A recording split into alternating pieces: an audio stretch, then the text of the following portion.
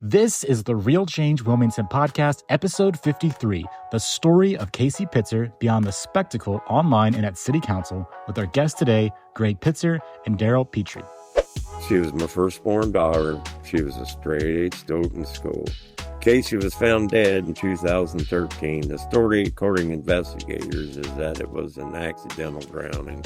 But the story has never made sense to me, my family, or anybody else. What is going on, everyone? This is your host of the Real Change Wilmington Podcast, Justin Pierce. Real Change is a positive, constructive, and lighthearted source of local news, events, and resources. And on our podcast, we interview leaders of local organizations to help squash rumors and encourage a greater sense of pride in our community, which may seem odd considering that the topic of today's podcast is not, by its nature, very positive. That said, we believe that in order to see real change in our community, we have to have the character, courage, and humility at times to engage difficult topics like this one in a way that is positive, constructive, and lighthearted.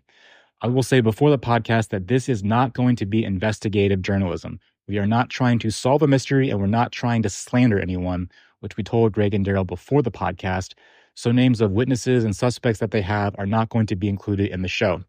We're simply trying to make sense of Greg and Darrell's story and the mountain of evidence and emotion that they have, so that's easy to understand why they continue to seek more answers with the death of Greg's daughter, Casey Pitzer, and why they continue to post things online and show up to city council meetings week after week. If you've ever had the chance to talk with Greg or Darrell about this case or listen to them talk, you'll understand that sometimes they have a fire hose approach of giving information, which can be difficult to understand. So at times throughout the podcast, they will be reading from a script, but that's simply to keep us on topic and so we can digest their side of the story. But I usually follow up those questions with another question, and that response is not scripted, and that's just to give a little bit more of a personal touch to what they have to say. After all, we're both trying to understand their side of the story and see them as humans and fellow community members. So I'm sure I'm missing a few things and can add a few more disclaimers, but instead, let's go ahead and get this podcast started by bringing in Greg Pitzer and Darrell Petrey. Greg and Darrell, welcome to the Real Change Wilmington Podcast. Thanks for being here. So we are going to structure this interview like this. So 5 things. 1, we're going to just get a background on who you guys are. I get to know you as people. 2, we're going to learn more about the night that Casey Pitzer passed away and some evidence that you have around that event. Then we're going to move into the evidence that you don't have or that's missing or that's confusing, which has led you to believe that she was murdered. And then we're going to discuss what information it would take to bring you peace about knowing what happened to her that night, and also what would give you a sense of justice for this event. And then we're going to get into some things about city council, why the aggression, why the character accusations, and then was it your plan all along to sue the city for free speech violations? We talked about that a little bit before, so kind of just fleshing that out, because people have the rumors and all the things like that. Yeah, that's so great. Yeah, I would nowhere near that. They kicked me out. I didn't get nothing. So that's just the structure of the podcast. We've already discussed this, so now we're just going to go through it. If that's okay with you. Right. Yeah, sounds great. So let's just get started. Darrell, why don't you just tell us kind of who you are, your background, your story? Okay, I lived in Clarksville and I went to Clinton Massey schools. I worked a union job, operating heavy equipment with the local 18, operating engineers out of Dayton. I worked on roads and bridges. It was a really fun time in my life when I did that. I really enjoyed the work and I really made a lot of money doing that. Then I started buying and reselling things on the side and I realized that I had a knack for it. Then I started making more money buying and flipping stuff on the side. So I quit my job and I haven't looked back since. I decided to give up the comfort of my union job to spend more time around my family and at home. While I was buying and reselling things, I was inspired with an idea to create a fundraiser for our community that would compete against companies like Goodwill and help our community more. And it really did. When people donated to us, they simply wrote on the box or bag who exactly they wanted to help and donate to. Then when items sold, we gave back 50% of the profit back to the donor-specific school group that they picked. It was a school group, a church, or charity. Clinton Massey coach Dan McSorley said that it was the easiest and best fundraiser that he's ever done in 30 plus years of coaching. And we were raising money for around 28 local school groups and several other churches and charities when we ended up quitting in 2020. Our team proved that we, a successful fundraising model, and it was working well within our community. And that's when COVID came along and shut our whole country down along with our business. And that's when we shut our doors. back in 2016, and it was in the newspaper and things, our business was chosen to be part of a national startup incubator program that was called Ocean Accelerator, and with the help of the Crossroads Church in Oakley. It was a really neat program that helped us evolve into a successful business model. But honestly, I make more money and have a lot more extra time on my, doing my own thing than I ever did trying to run that fundraiser. That's cool. I remember when you first told me that, I actually was part of Crossroads Church growing up and became a Christian at that church. So like when you told me that, kind of like made me connect with you a bit more. Like, oh yeah, like you're part of that program. I know Crossroads and I know that program's really legitimate. Yeah. And like when I started my business too, I wanted to be like more philanthropic. Yeah. So like, and then like obviously you realize that's really hard to do. Yeah. And still make money. So I kind of connected with you on some of those things. Yeah, and that was one of the only faith-based accelerators in the country, and it's a really neat journey. Yeah, it's cool. If you ever have any good ideas, I recommend applying at Ocean Programs Accelerator down there in Cincinnati. Yeah. All right, Greg. Let's hear your background. What's your story? How did you get to Wilmington? Well, I'm originally from Xenia. I moved to Wilmington because my stepmother was from this area. I went to Wilmington schools. I worked construction most of my life, and I have 4 children. About 25 years ago, when I was wild and young and spent many weekends in jail for drinking and fighting, I got shot in 1983 and lost my right arm. I asked Darrell to help me in writing and typing things up because of that. I eventually stopped drinking altogether, and I recommend quitting to anyone who depends on drinking. My life is so much better now, and it's a better lifestyle. I'm retired now from construction, and I am living in a retirement community, and I really enjoy gardening now. I have an incredible garden that our community grows every year, and I really enjoy that. Like I said, I was a troublemaker, unlike my daughter Casey, but I learned how to fight very well during them times, and that what I was doing now in a legal way for my daughter. I seek justice and truth for her, so I am kind of glad in a way that I went through those tough times and all the fights and weathered the storm when I was young to handle this fight that I'm going through, that stage in my life. Very cool.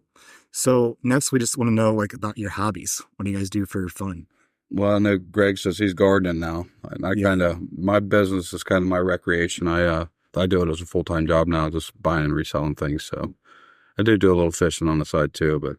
Same here. I garden mostly, and I do a little bit of fishing on the side. What do you grow in your garden? Everything.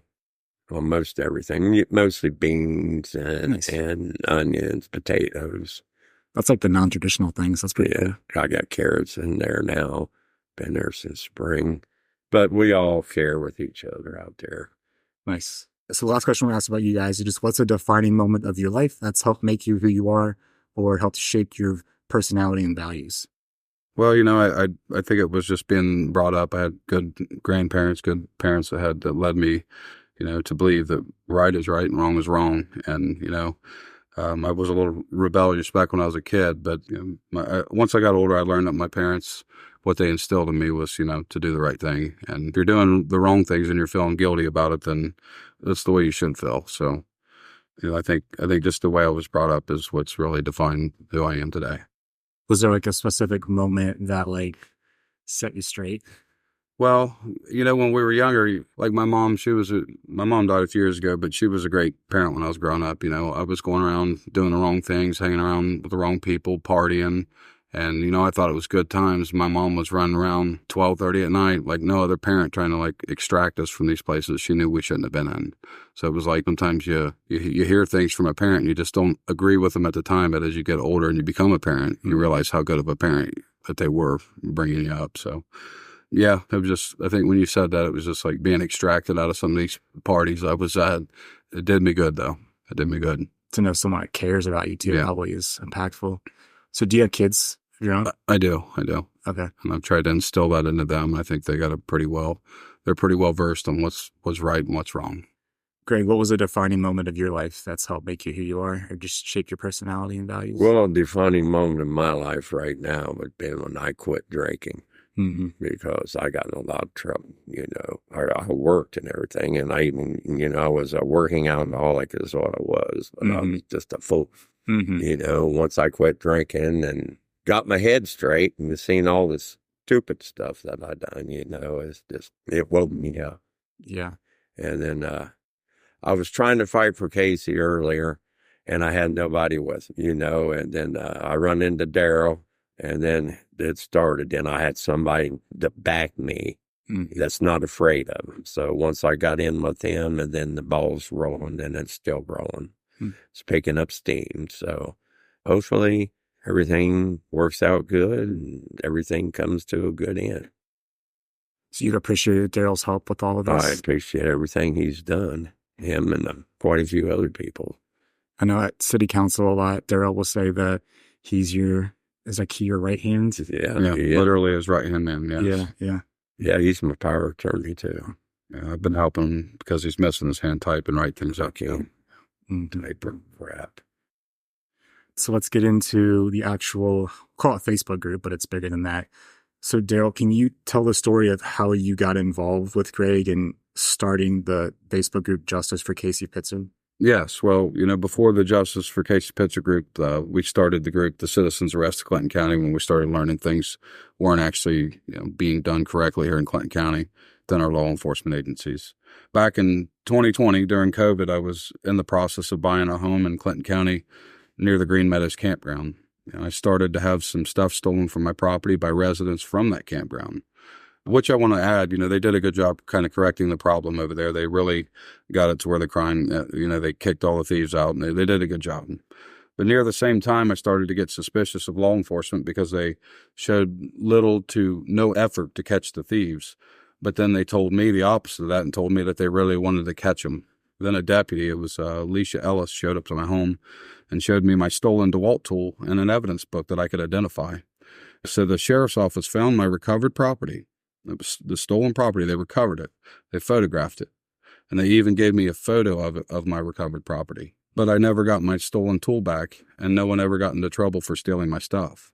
All I got was a picture of my stolen tool to remember it by, And then I caught wind of a church that was just down the road on 350, Clarksville Pentecostal Church, and I got a report from their theft. And we know from the police reports that 2 of the church's mowers were stolen and were recovered and photographed as well. But oddly, they were never returned to the church. The pictures of the mowers are actually in the report, but they never got their mower back. After that incident, I heard about the Andy Napier case, and I became even more suspicious of law enforcement after seeing that. But the fact is, and I want everyone to know, before all of this, I was 100% for the police, and I never dreamed it could be as bad as the evidence proves it is. I have watched thousands of episodes of cops and first responder TV shows, so I backed the blue to the fullest until I discovered what I have uncovered. With the Andy Napier case, it's really easy. The blood flow, the forensic evidence, the most powerful type of evidence in the entire world can be seen in the on-scene death photos of that man, and it easily proves, when compared to the officer stories told, that the involved officers lied how Andy Napier received all the bloody head wounds the night he died in custody. We even have a renowned forensic scientist named Eric Specken of forensic.com who stands behind our claim and the family's claim that says the officers lied about how Andy Napier died in custody that night, and he was in custody of the Clinton County Sheriff's Department. The forensic evidence cannot be denied in the case, but our government officials continue to ignore that undeniable fact. They have no answers. They will not comment. And through all this, I then heard about Casey Pitzer's story, and that's when I got involved with Greg. And we'll circle back around to how the actual group got started. But before we do that, Greg, do you want to just tell us more about, your involvement obviously as her father. Yes. So can you maybe just tell us about who she was as a person? Well, she was my firstborn daughter. She was a straight-A student in school. She worked at the state at Cowan Lake Park and ran concessions at the campground. Casey was found dead in 2013. The story, according to investigators, is that it was an accidental drowning. It is said that she had too much to drink at the bowling alley, and she made her way on foot to the pond over by the bypass just north of Walmart, and that she climbed a fence and was found dead 7 days later. But the story has never made sense to me or anybody else. my family, or has it made any sense that over 3,800 people who have signed the petition to have her case reopened and reinvestigated? Can you maybe talk about more about who she was, like her friends, some of her hobbies? I know she has children. Maybe what some of her dreams were as a person. Well, she had 2 children who she was raising by herself, and that she was really a fun girl. She never got in trouble. Mm-hmm. She was, like I said, straight A student. If she had a job to do and it was a nasty and she told you to go do it, she wouldn't help you do it. Mm-hmm. I had a girl told me she's the best boss she ever had, and everybody out County Lake, they run into me and tell me, same thing. I used to work with Casey, best boss ever had. She was just a good girl all the way around, and she didn't deserve what happened to her. How old was she when she passed away? I believe she was 31. I think it was 31, yeah. Okay, early 30s. Yeah. And her children now, how old are they? Their children now they're both in their 20s. Okay. It's Easton is the youngest, and then Tyler. She'd have been 33 because she's only 6 days younger than me. Okay. I was born, they said, yeah, she'd have been 33. 33. Yeah. So then when did the Facebook group get started? The Justice for Casey Pitzer group. Is that the main hub is for all of the activity? Well, that and citizens arrest. Yeah, that and the citizens arrest group. When I first met Greg, we had a conversation. He was explaining to me how hard it was to keep trying to type up things with his one hand. And he explained to me how hard it was to use an electronic device and record things. And since he was missing his right hand, it just made everything really hard for him. He told me he spent nearly 2 hours one time typing up a big message that he was going to put out there and tell the community what was going on with the case. And then he went to post it and he accidentally deleted it. And I felt really bad for him at that time. I offered to help. He asked for help, and we kind of offered and asked him at the same time. And that's when I told him I would let him use my writing hand. I became his power of attorney so that I could help him with writing, recording, and typing things up. I've literally been his right-hand man, as I said before. I mean, literally, this is his to use. So next, we're going to just talk about the evidence that you guys have been given or seen. But right before we do that, can we just talk about when did you first hear that she was missing, and what did you do after that? And then we'll get into the evidence. First I heard she was missing was early Sunday morning. They called me and told she's missing. So the next day, right? The next day, yeah. By upon, well... Who called you? I'm sorry. My daughter. Okay. And so my other daughter lived about 3 houses down from Lagore. He worked for the ODNR, and he had a dog. So the first thing I did was get dressed. I run over and I'm beating. I was just walking away, and he come to the door. He had just got to bed, and he knew Casey. So I told him what happened, and he said, well, let me check with my boss, and we'll go on out there. So here comes the Gore a couple hours later out there with the dog. The dog it was under the fence, hits right on her boots, found her boots right off the bat. This is a special kind of dog? It's a recovery dog. It's a drug dog. It's cadaver dog. Cadaver, yeah. And then the dog, after he found the boots, run right around the corner and jumped in there at the edge of the water and was biting at the water, showing where her body was. Mm-hmm. And it was 8 days later before they pulled her out, the same place the dog. Mm-hmm. So. Okay. All right, so the next thing we're going to do is just go through the evidence that you guys have right now, and then after that, we'll go through evidence that doesn't make sense and evidence that's confusing. But again, first, we're going to start with the evidence that you actually have. Okay, yeah, and I'd be glad to tell you. There's video footage of Casey leaving the bowling alley, headed north to the bypass. We have that video, and it shows Casey walking by Walmart, and then minutes after that, the suspects met at Walmart, and then one of them heads left away from Casey, which was her said designated driver, and then the suspects headed to Casey. The video also shows, from what I believe, and I took a poll in the group, and I think over 150 people agreed it was the same car, and the video shows that the same car, even the detective in the police report states that it was the same car, pulling back into Walmart, and that happened just a couple minutes after they left towards Casey. So they couldn't have been searching for her if they came back to Walmart. This is something that the suspects did not mention, because they were supposedly looking for Casey at the time. The footage also shows the suspect's car after just 11 minutes doing another U-turn in the Walmart parking lot. Again, this does not match what the suspects originally stated happened that night. The car with the two guys leaves and comes back to Walmart several times. And that's just like Detective Scott Baker's report says. Okay. And, for over 11 years, Greg was never provided a single minute of working video that shows Casey last seen alive. But recently, we have received working and playable videos from the Wilmington Police Department that show Casey at Uncle Louie's lounge dancing. So Greg actually has some video now showing her last seen alive. Mm-hmm. Some of the video we are reviewing contradicts what was said in the original reports, and we are combing through everything and documenting all the details. It's going to take some time, but what transpires in the videos will all be known soon. The new police chief has put forth an honest effort to help us get some answers. He has met with us and has been encouraging to work with him. The city of Wilmington has needed a good police chief for a long time, and I'm optimistic about the new chief. We also have 2 new witnesses who claim they witnessed some things that happened that night and have come forward. Hopefully those details will be known soon, but we are keeping that card in our pocket until the right investigative agency comes to town. A little over a year ago, we took the original witness who claimed she almost hit Casey on bypass 73, and we drove down the exact route she went on the bypass while she was riding in my truck, and she described that night. Originally, she said that Casey was just standing there on the side of the road and that she almost hit Casey. But now the story is different. Casey was not just standing there, she was now sprinting across the highway. I can't say that I have personally ever witnessed a said drunk person sprinting before. The original witness also claims the incident happened further up the road than what was originally stated in the reports, which is past the street lights that she mentioned in her original statement.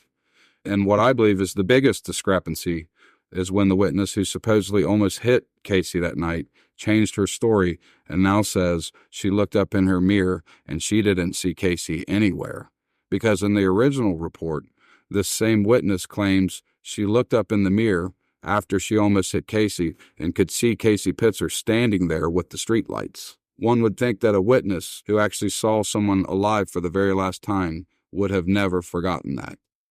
She originally saw her in the mirror in her report, but now she didn't. It's the opposite of what she wrote in her statement. So, in my mind, the evidence that you have for sure is, again, you have footage of Casey leaving the bowling alley, heading north. You have footage of her at Walmart, or the cars at Walmart, right? Yes. And then you do have this female who says she saw Casey on 73. Yes, we have a lot of confusion about that. There's stories go back and forth, whatever, but those 3 things at least happened. Yes, and we have the audio recording of that interview with the witness. So now let's move into things that don't make sense. And this is probably a lot with the autopsy and then the photos and stuff. I know one thing he's concerned about is the undocumented injuries that are seen on Casey. There's a mark clearly seen on her neck, and there are markings around her neck that we believe could be caused by a rope, because in the original report that Greg was given, there was a sonar image of Casey's body that was in the pond, and in the photo it shows a rope and milk crate that were labeled by the investigators as a milk crate and rope. Mm-hmm. But the thick rope and the milk crate that appear in the sonar image was only mentioned one time in the entire police report. It was only labeled in the sonar image. It wasn't mentioned in a report, just only labeled in the sonar image. The marks on her neck can clearly be seen in one of the on-scene recovery photos, in several of the on-scene recovery photos. But oddly, when she was sent to the Montgomery County Crime Lab, the coroner who performed Casey's autopsy never mentioned the mark that can clearly be seen on her neck and in the on-scene photos. Casey's chin and neck was crimped down with a brace-like pillow behind Casey's head in the coroner photos. Other autopsies that we have seen from the same coroner's office do not have or use a pillow or neck brace to use for their neck. They only used that pillow in Casey's autopsy, like they were intentionally trying to hide the marks. Here are some marks. They can clearly be seen around her neck, as we showed you in the photos. You would think that a coroner's office would address, and if it was just a skin fold, or if it was just like a flat, if it was something, they would have at least addressed, rather than crimping her neck down in this position here, like you can see with the pillow. And there's 0 marks. Looks like they tried to hide those marks. And that's the only photos that we've got of her neck from the coroner's office, which is absurd. And then, one of the one things that doesn't make sense is like the rigor mortis, in the on-scene recovery photos, Casey's body appears to be in a state of rigor mortis instead of being bloated after being submerged for 7 days. The temperature never made it below freezing during the entire week. No snow or ice can be seen in any of the photos when Casey was missing. And if you look up rigor mortis, it only lasts for 24 to 48 hours. So when they found Casey a week later, her body should have been completely limp, not stiff or frozen looking. And that's what we don't know, if maybe she was taken out of the pond and put back in the pond. Sure. Because when they located her on the sonar images, the detective who was running the investigation, they found her body on sonar, and then they shut the whole thing down, sent everybody home, and then they came back the next day and Casey's body was not in the pond. And he was told that she was moving around in this pond like there was like some type of current or something, which is, it's not even possible. Sure. And another thing that was really odd was Casey was found, as you can see in the on-scene recovery photos there, she was found with two things in her hand, which is, we've looked up a lot of other cases and we couldn't find any other cases where people were found drowning victims and had like things clenched in their hands like that. If Casey was thrashing in the water and trying to save her own life by swimming, she wouldn't be holding on to two separate items in two separate hands. That seems impossible to me and suspicious to many people that we have spoken with. To me, her reaction in the photos seems more of a reaction of being strangled and grasping rather than drowning. Some of the drowning seems like you'd have an open hand. Or myself and others helping have looked into many other cases online, and none of the victims appear to have any type of items in their hands. Also, something that was brought up by several women, something I don't know much about, was her makeup, her eyeshadow, still intact after being submerged for 7 days. And according to one of her sisters, Greg told me, Casey wore cheap makeup. Many women have messaged me and commented on posts that we've had stating that there is no way that makeup would still be intact after being in the water for 7 days. That is not something, as I said, that we know much about, but is something that has been brought to our attention several times and would be great to get like an expert evaluation regarding the makeup at some point. It's at least like something that doesn't make sense, I guess, for sure. Yeah. Well, it looks like she just put the makeup on. And then there was like her boots too. So, her boots. Her boots were off. And according to the other girls, the boots are hard to get off. They were brand new. She just got them boots, and them girls sitting there in there, and they said, these boots are really hard to get off. I got boots on right now, and it's super hard to get them on and off. Yeah, it said they was like cowboy boots. They could pull off. Those are super hard to get off, yeah. And it seems odd that she removed her boots like that and was intentionally going in swimming in March. You know what I mean? Yeah. And the fence was 5 foot tall, too, and my daughter's 5 foot tall. And according to the secretary, she had 16 shots and 4 beers. So how'd she make it over that fence? Yeah. The Wilmington Police Department's Josh Riley admits in the report that he photographed the boots when they were located, and he even showed my photos in person in 2013. But now, on the same photos of the boots that he showed me are missing and unaccounted for. So he showed you the boots? I've seen it. My daughter's seen it, the photos, so she does have the boots. She still has the boots. Yes. And then one of the undocumented injuries are her hands. There seems to be defensive bruising on her hands of sorts. If you look closely at the photos, there appears to be what looks like it might be busted blood vessels or like bruising on her hand. It was said that in one of the reports that by one of the witnesses that Casey was said to have been punching the suspect in the back of the head. Oddly, it was only mentioned one time in the entire report that happened, and the suspect did not ever mention being hit, nor did the investigators ever question it. Members of the families have told me that Casey did have tattoos on her hands, but only thin inscriptions that spell out her son's names. The pictures that I have seen show what appears to be busted blood vessels. The coroner's office also takes photos of all tattoos of the deceased, but oddly, in Casey's case, not a single close-up picture was ever provided by the coroner's office that shows her tattoos independently on her hands. But they did photograph all of Casey's other tattoos. So all the other ones on her back and Like there was one like on her, maybe her thigh or side, but they had like all the other tattoos were pictured, but not the ones that they said were on her hands. And you know, it seems really odd to us. I know her leg seemed to be broken in several pictures with her jeans on, as we showed you. But I do want to mention, recently we have received some new digital photos that we could like zoom in on from the Wilmington, and it shows her leg being intact. So, I know Greg is skeptical and has mentioned to me that the only way that he would ever know for sure is to have Casey exhumed and to have her leg and neck re-examined and like x-rayed. When you say her leg was like attached in the photos, I mean, a leg could be put back to where it was. Yeah. So, yeah, we don't. you know? We don't know. Sure. We know that it looks like they're trying to cover up her neck, and I mean, to me, I'm not ruling out Photoshop because if you look at like her, it just doesn't look right to us. And we also noticed that like it looks like it might be a broken collarbone over here. And it was said that she didn't have that before, but we know for sure that there's missing autopsy photos. No photos of Casey's hands have ever been provided where her hands are actually cleaned. Greg only has the one photo of her right hand where it shows her like holding onto the grass with mud on her hands, and where there can clearly be seen a large scratch with other potential injuries in the photo. But still, he never got a single picture of her right hand that was cleaned. Mm-hmm. He got 0 pictures of her left hand. And he got no pictures of Casey's eyes being opened, no photos of the marks that were clearly seen around her neck, no open mouth pictures. So there are certainly some photos that should have been provided, but they haven't been.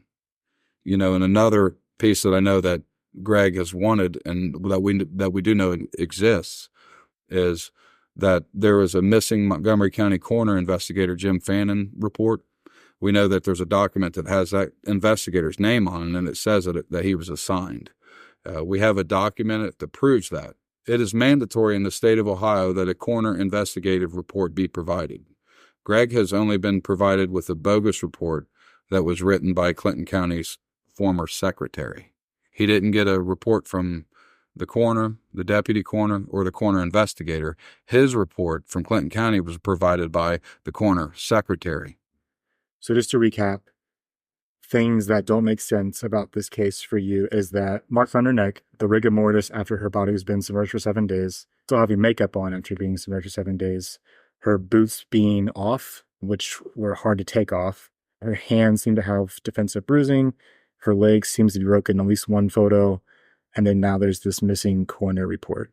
Does that kind of summarize it all? Yes, yeah. I mean, and there should have been bruising on her neck is just obvious. And there should have been a Clinton County report that was provided by an investigator and not a secretary as well. Right. She quit right after that.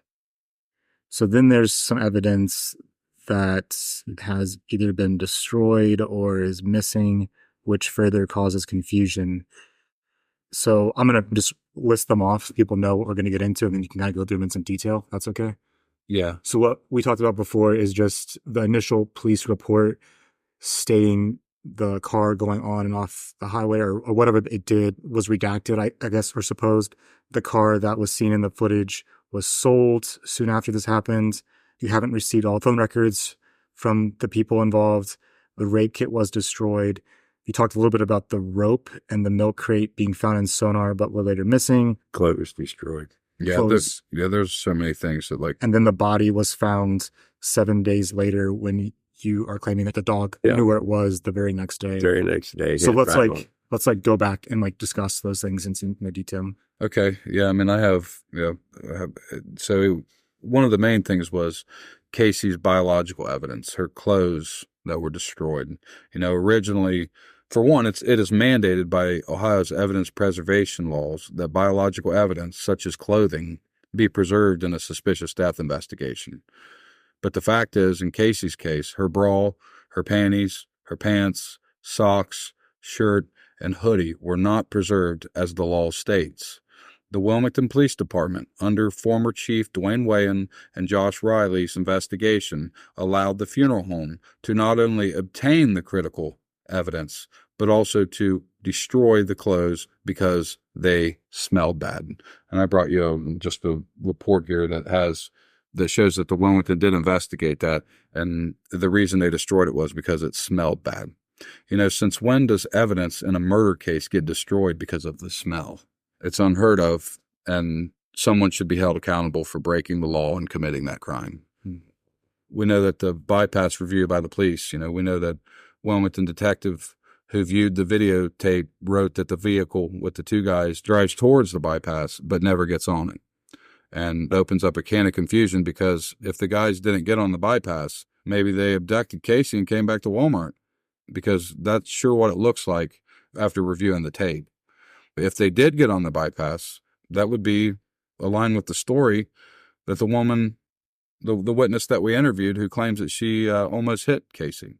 But the video and seeing them at Walmart when they claim to be looking for Casey completely contradicts the stories told by the suspects. And then after interviewing the witness who almost said she hit Casey, her story contradicts her own story. So the big question is, why did they lie? Or what really happened. Or what really happened. I mean, yeah. And I know the car that they drove in, the vehicle that the suspect was driving, was sold just a few weeks after Casey was found dead.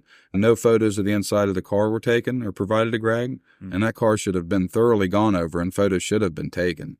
And then the phone subpoenas are another big thing. The Clinton County Sheriff's Office subpoenaed 7 phone records, including records from the suspects. But Greg was only given Casey's phone record. Those records show that calls were made on Casey's phone after she was said to have been dead. There should have been phone records of the suspects too. The Sheriff's Office claims they only have 1 record on file, but the Sheriff's Office did request 7 phone records and 2 separate evidence preservation letters to AT&T and Verizon. And common sense and good ethics tell us that a good investigator or detective would have certainly acquired the records of the suspects during a murder investigation, especially after both suspects just failed their lie detector tests. One was inconclusive and the other was deceptive. And we have those records. The other one, they failed completely. So the sheriffs subpoenaed AT&T and Verizon to get the records, but they only received a few? 1. They got them all. They only give me 1. Oh, so they did get them, but I they would only say gave... they did. Well, there was grand jury subpoenas issued with those records. Now, why wouldn't they have them all? Which means that they should have gotten them. So they either did get them or the judge turned it down. So if the judge turned it down, the big question I would would say be, they got them. why would you turn them down? We know they got them. Right. Okay. Yeah, I mean, common sense. Anybody that's a detective Because if knows we had the that, records, it'd be done. I mean, after the suspects fail lie detector test, of course you're going to get the suspect. And never asked another question after failing a lie detector test. Yeah. Why that? Yeah, and they also told Greg and his family that they passed with flying colors. And a bunch of people in that room. Who told you that? The chief detective and the chief, I believe. So it would have been Lead detective and Wayans and Riley. Okay. And then they told about 20 people in the room, so there's plenty of witnesses. Yeah. And we know that the rape kit... Didn't know she had one till last year. Well, the city has repeatedly claimed that they have never had possession of a DNA profile or a rape kit from Casey's case.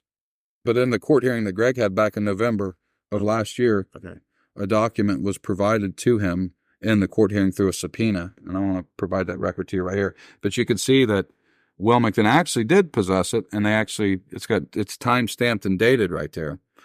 So Wilmington was in fact in possession of a rape kit from Casey Pitzer. A detective signed for the evidence, and it's right there. It's on that document. It's time-stamped. It's dated, proving they lied to Greg, and they lied to the court and to the judge. But then after the transition with the new city staff, the new law director provided us with records showing that our common pleas judge Ruddick signed a destruction order, which ultimately led to the destruction of Casey Pitzer's biological evidence, her rape kit, her DNA profile. The evidence was ordered to be destroyed just over 5 years after Casey's murder investigation. And that's a big problem. And it's a serious criminal offense to destroy that evidence. According to our county prosecutor in a recorded conversation recently, that rape kit should have been preserved permanently. Greg has reached out to Judge Ruddick for an answer through emails, and he has continued to ignore Greg's reasonable questions about a rape kit and a case that he was involved in, a closed case, a cold case, one that he should be able to get answers from. Is the case closed or is it cold? It's both. It's cold and closed. Well, it's a cold case that's closed. Golden case closed, but it's closed illegally. You know, the prosecutor across the street told us that she was going to treat it like a cold case. So Gotcha. we know it is closed. You know, the rope in the milk crate that was listed in the sonar image was never mentioned again. It was never recovered. It was never mentioned again in the reports. And it was said from the reports, it shows that it was never recovered. So Brand new pond, too. For all we know, that rope and milk crate could still be in that pond. Probably not. Yeah. But one thing is certain, though, the investigators did label it as being a rope and milk crate. Rope tied to a milk crate. Yeah. Yeah, Casey's body was found 7 days later, 4:30 a.m. in the morning, when it was pitch black. It took 7 days to find Casey's body in a small pond. The area was blocked off from me and my family, and her body was found at 4:30 in the morning after everyone was sent home. They just so happened to find Casey's body after everyone was sent home, and when 99% of the county was asleep in the dark. So, yeah, they run us off every night. And they supposedly had a cop car sitting there. I don't know what for, but they would run us off. They wouldn't want us to be there. Mm-hmm. And yeah, the one piece, the missing piece of that, like I said, going back to that Jim Fannin report, that's something that was mandatory by the state to provide to him. And it's not. And the one investigative report that he did get, it said that Casey had 16 shots and 8 beers. But not a single statement or an ounce of evidence shows that Casey had too much to drink that night. It's like the coroner secretary made that up out of thin air. Right. She had some drinks, but not anywhere close to. She would be up dancing. 16 shots before and she 8 beers went is down what the it was road. written on the report. Mm-hmm. So I guess she danced and then walked down the road with 16 shots. I mean, if you've ever drank, I've drank, a long time. Yeah. I wouldn't be able to move. Yeah, and what's wild is the new videos that we have show that Casey was dancing. You know, she was dancing on the floor for like an hour. She did not one time have we seen her in the videos where she's holding a drink and drinking. Right. So, and like I said, there's still a lot for us to come through. So we're still trying to go through that. So all of that evidence obviously was confusing. There's missing things, and that just makes you wonder like what actually happened. Obviously, it was a tragic event, and you want solid answers. So now let's get into like some of the theories that you guys have based on some of the confusion. If it was not an accidental thing where she got drunk, ran across the highway and drowned, what are your theories of what happened? My theory is that they picked her up, raped her, killed her, and dumped her in the pond. Or raped, killed her, and got a hold of somebody and said, what do we do? Mm-hmm. And they said, the pond's right there, put her in there. I mean, you don't have to fail a lie detective test and never answer another question.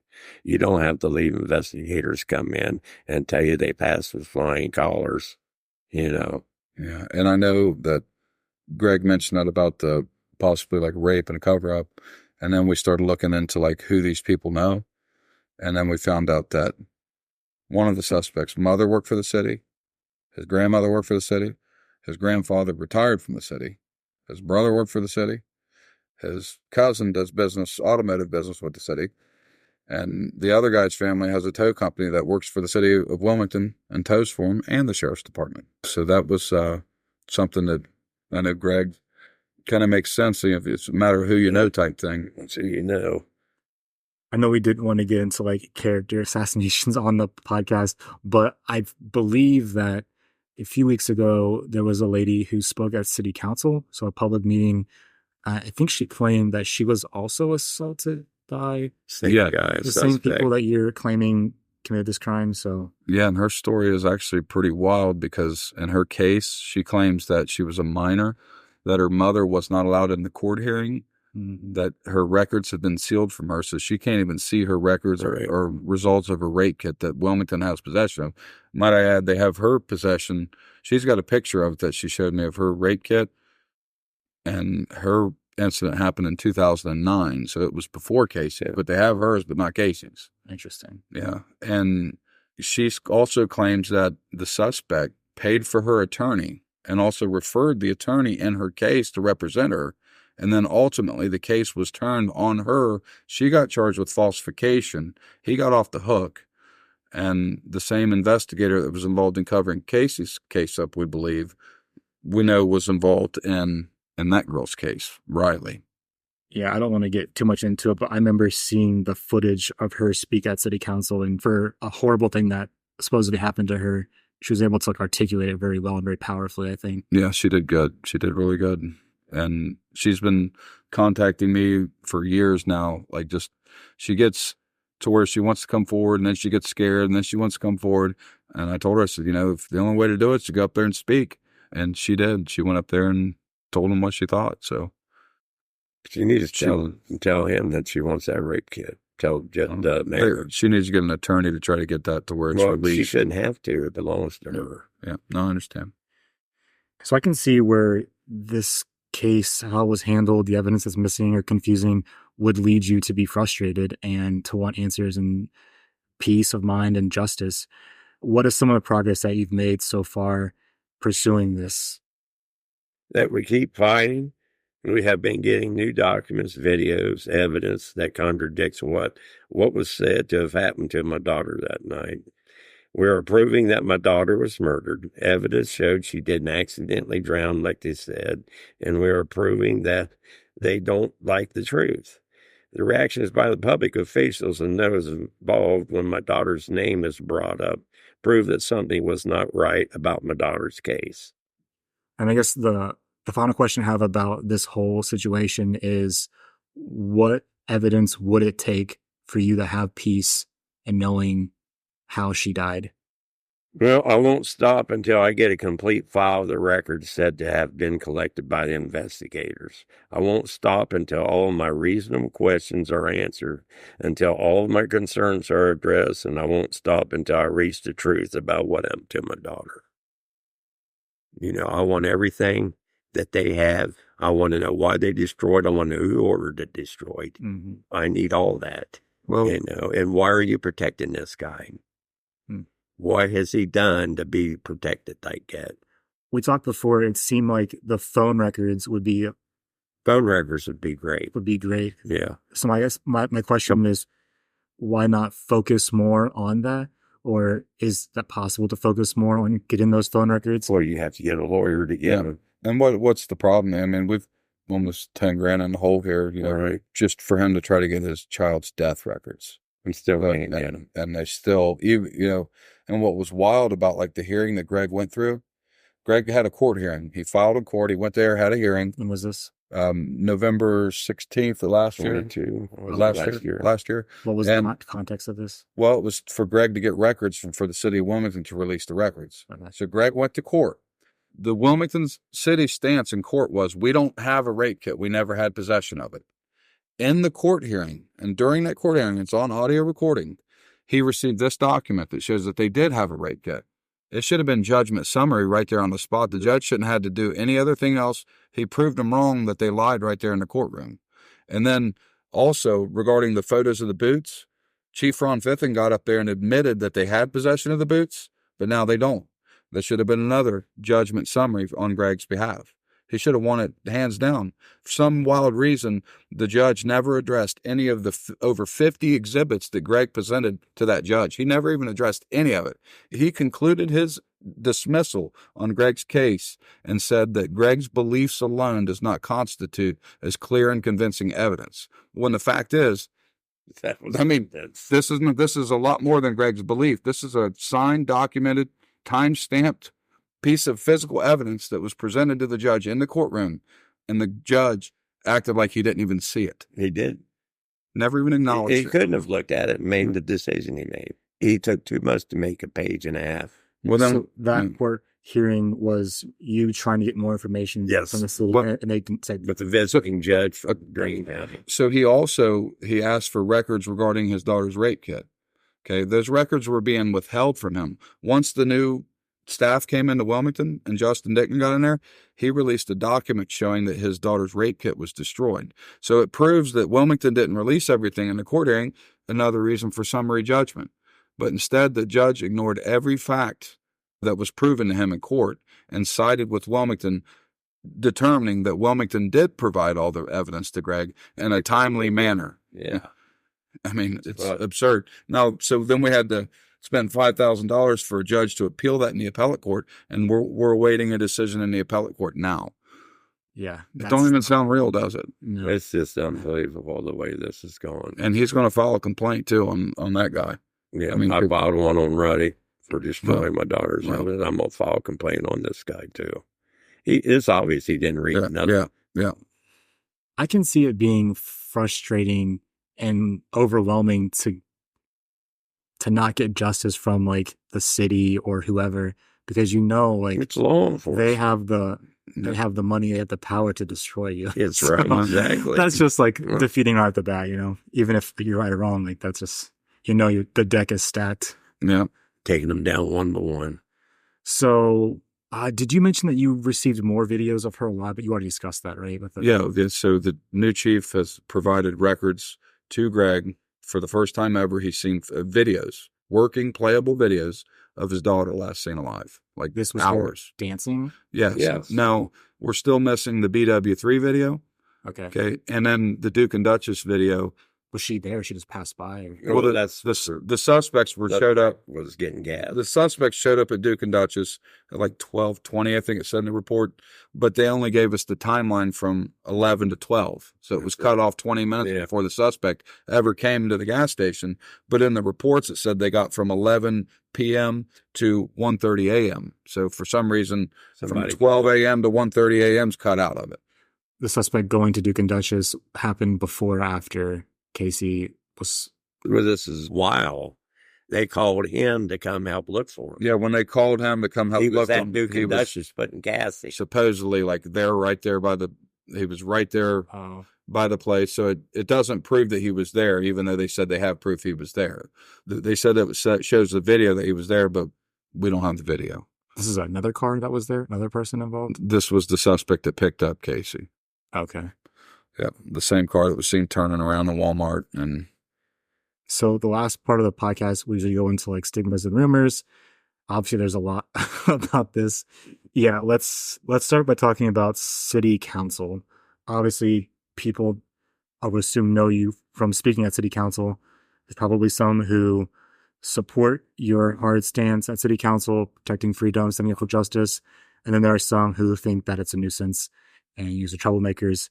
So my question is, like, why your approach? Well, they play us off like we're like highly aggressive and that we're mean and this and that. But the fact is, we've never went into a conversation with any public official being aggressive. We've always treated everybody with respect at the start and basically trusted them. And then until the only time that we've got aggressive and mean is when we've been lied to. And we can prove that. And when we're being lied to, when we feel like we're being gaslighted, that's when we've kind of lashed out with aggression and, even name calling and stuff. I mean, I admit sometimes I am mean, but this was my own child. I don't think any parent can fathom what Greg's going through. And if they did jump into his shoes and kind of feel his pain, then they would understand why sometimes we do get frustrated, aggressive, and say mean things.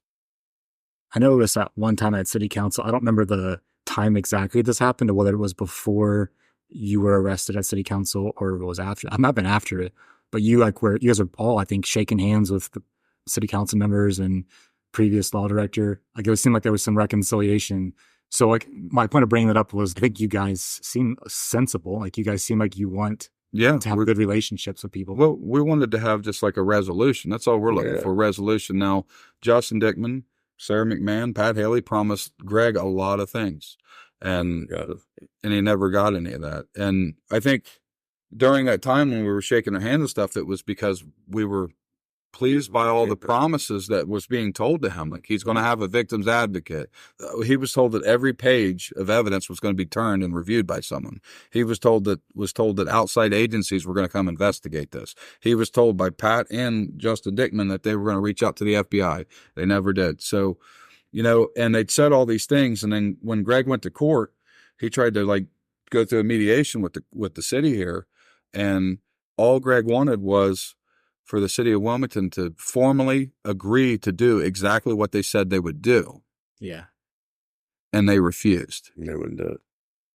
So that's when the divide took place with the new staff. It's like they made all these promises, said all these things, but when push come to shove and it was time for action, they went belly up on us and then went silent. And now they can't talk to us because of pending litigation, they claim.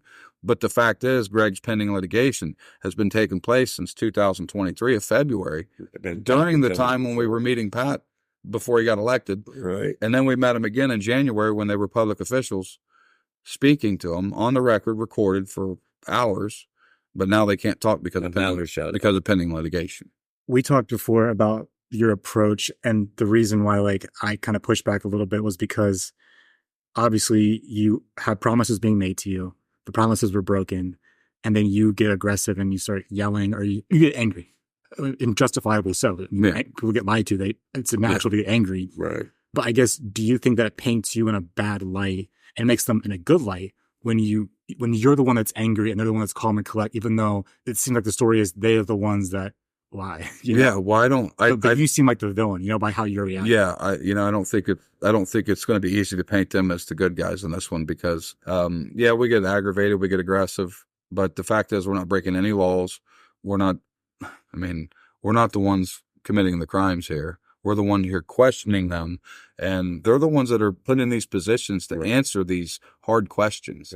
So for them to continue to ignore and lie, I think anybody gets upset when someone lies to you, especially if it was about your deceased child or a death investigation. I mean, those are things you just don't lie to people about. So I think any parent, if they jump into Greg's shoes, they might even go further than what Greg's doing by just being mean and things.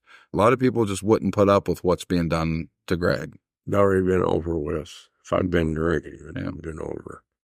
The next thing that I want to talk about, because we had this talk when we first met with you, Darrell, is the settling with the city after being thrown out of city council. So I guess we should probably start the whole story there. So I have been going to city council for a while and just like watching you guys speak and stuff. And then that night happened when you were thrown out of city council, which sitting there and like being in the audience, it was like, wow, that was kind of a lot.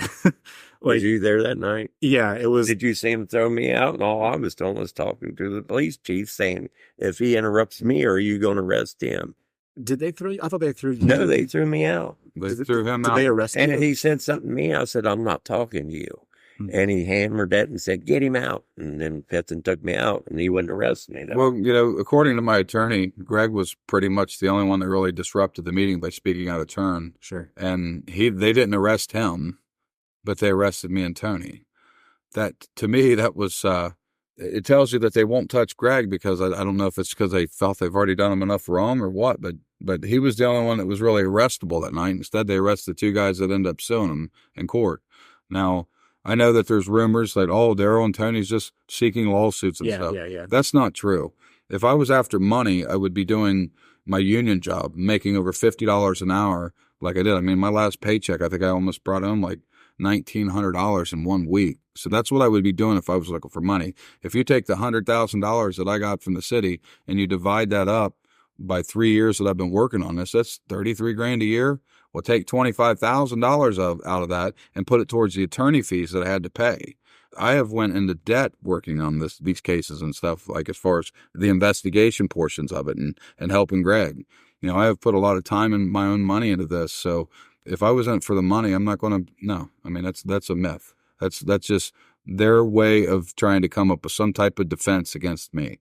And that's completely untrue. We're just trying to hold our public officials accountable as they should be. And the only people that ever say anything bad about us are friends of them, the public officials. So how much money did the city settle for? It was, between me and Tony, it was almost $300,000. Each or together? No. Together. Okay. Together. And yeah, so I mean, me and Tony got just over $100,000 apiece. Our attorney got the rest. And yep, and I put, like I said, a quarter of that money alone has went just into attorney fees because I've had a lot of the government officials have come after me for helping Greg. Right. I mean, I'm under investigation right now. I have 2 civil protection orders that were put against me that I had to defend myself on. I mean, I'm like over $10,000 on those 2, and both of them were deemed unconstitutional. One of them completely dismissed. Sure. The other one, my attorney that we paid to file our objections in court didn't even file our objections properly. So, I mean, there's another complaint we're going to put against them. He, the guy from Warren County completely ripped us off as an attorney. There was a scheduling order that he was supposed to follow, and he won't even answer our emails, me and Tony both. But there's just a lot going on. It's all one big buddy system. So the last probably piece of confusion or misunderstanding goes back to the case itself, when there was claims that Casey was drunk or so drunk that she accidentally passed away. I think you mentioned that someone said she had 16 shots and 8 beers. That was and then the secretary of the coroner's office. bypass. We resigned right after that. Yeah, it was said that Casey was so drunk that she drank 16 shots and 8 beers and that she climbed a barbed wire fence. And after that, she was seen sprinting across the highway. But according to the evidence, the statements that I've read and the videos that I've seen, Casey was not that intoxicated. She was not staggering when she was seen walking by at Walmart. She was not seen staggering in the videos at the Uncle Louis that we just got. It was said that Casey was not acting normal that night and that she wouldn't dance with her friends. That seems untrue to us as well, because in the new video, we can see that she's dancing the night away for hours in the video. So was Casey so drunk? No, our belief is no. It was a normal night of having fun, drinking responsibly with her friends like Casey did many times before, like many other people in Wilmington do on a regular basis. Yeah, sure. Nothing out of the ordinary. And I have a waitress there at BW3's that'll testify of what she had to drink at their place. Mm. She paid everybody's bill at the table, but she, that's everybody's. Yeah, and in the video that we have now, there's no video showing that she even has a drink in her hand up at Uncle Louis. So, I mean, we're guesstimating she had 6 drinks in around a 6-hour period is what our estimate is. Maybe, yeah, we don't. Not 16 you shots. Had 16 shots, you'd be out dancing. I don't know what I'd be Would doing. you be out rolling around? I mean, I don't even know. Yeah, see, you don't drink. See, that's what I say. Anybody who drinks knows. I did. Sure. All right, let's wrap this up. So, Darrell, why are you so passionate about this, and what keeps you going? I think holding our public officials accountable to the laws and their legal obligations to the public is important, and it keeps our government honest. Sometimes our public officials need to be reminded that they work for us. I think it is a must to ensure that honesty and integrity is instilled within our government. And then, Greg, what keeps you in this fight?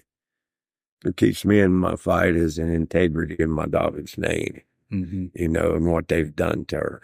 I've been lied to the whole time from day one. They destroyed her clothes before we even had her buried. It just started from then on, and I won't give up until the day I die. I'll be fighting. You mentioned before that her kids deserve to know the truth. Her kids do deserve to know the truth. It's terrible what they've done, And she was a good girl. That's what I say. It's terrible what they've done. And for the guy, he's terrible. What is a quote or a piece of wisdom that's helped guide your life that you would want to share with other people? I'll let you go first, Darrell. I have no specific quote that actually inspires me individually, but I do feel God has led me here to where I am to this day. Just as I did with the fundraiser I worked over 10 years on. I was a non-believer at one time in my life when I was younger, until some extraordinary things started happening in my life that has led me to my belief in God. Luke 10:3 tells us, "Go, I send you out like lambs among wolves," and that is what I am doing. I feel compelled to do what I have done for over a decade now. It's been a wild path, but I will continue to invest my faith into Him. And one day it will unfold as it's stated in the Bible. It says, "For nothing is secret that will not be revealed, nor anything hidden that will not be known and come to light." It's a good quote. Greg, is there a piece of wisdom or a quote that you would want to share with other people that's helped guide you? Yeah, if something doesn't seem right, investigate it yourself. And don't stop until you get the truth. You will never stop for your family, especially your child. Yeah. Trust your gut. Yes. Be persistent. Be persistent. What does real change mean to you, and what would a positive real change look like in our community? I think exposing the truth about what's really going on, showing others that things are not always what they seem or appear, and sometimes not even what our public officials make them out to be. I believe that real change will take place in our community and within our government when we get to the bottom of these unsolved mysteries. And Greg, do you have a a response to that too, of what a real change would look like for you? Well, real change would be to get an honest government in there that don't lie to the people. And that would be the best thing for me. Just honesty, integrity, and it's never been up there. Yeah, I think one that's willing to release the records of your child's want somebody to come up and tell the truth. That's good. How can people get in touch with you if they want to learn more? Well, like I said, I'm Greg's power of attorney, so people can get in touch with me, and I'm readily available and easily accessible through Messenger and my Facebook group. Anyone can reach out to me. Thousands of other citizens already have. If you have tips, if you have, something you need looked into, something serious, give me a message on there and just DM me, and I'll respond. And that's the Justice for Casey Pitzer Facebook group. I can be reached through the Justice for Casey Pitzer group, or I can be reached through the Citizens Arrest group at Clinton County, Ohio. And I suggest that if anybody's out there and interested in this case or hearing about the truth, join the group, invite these people that we're calling out to the group, have them come in and answer for themselves if they've done nothing wrong. And if you know anything, tell it. Very cool. Thanks for being on the podcast. Thank you very much. Thank you. Thanks for having us. Well, that's it for our podcast today, folks. I hope this was informative and you got some more information and background about who Greg Pitzer and Darrell Petrey are, and you understand a little bit more about the evidence that they currently have, the evidence that's missing and confusing that has led them to pursue the case further, what their theories are, and what they're actually trying to accomplish, which to me seems a full list of evidence on the case and the subpoenaed phone records so that Greg can know exactly what happened the night that his daughter, Casey Pitzer, passed away. If you have any information on the case or want to learn more, you can reach out to Greg and Darrell directly. If they'll talk to us, they'll certainly talk to you as well. After all, we are a community of empowered individuals. If you want to get in touch with Real Change Wilmington, you can reach us at realchangewilmington.com, find us on Facebook or social media, or you can grab one of our newspapers that's available monthly at Kroger, Sam's Meats, and Fiesta Veracruz. Real Change is distributed to over 3,000 people every month. And if you want to advertise your business, event, or job listing, you can email us at advertise@realchangewilmington.com. With that, I'm your host, Dustin Pierce. Keep it real, Wilmington.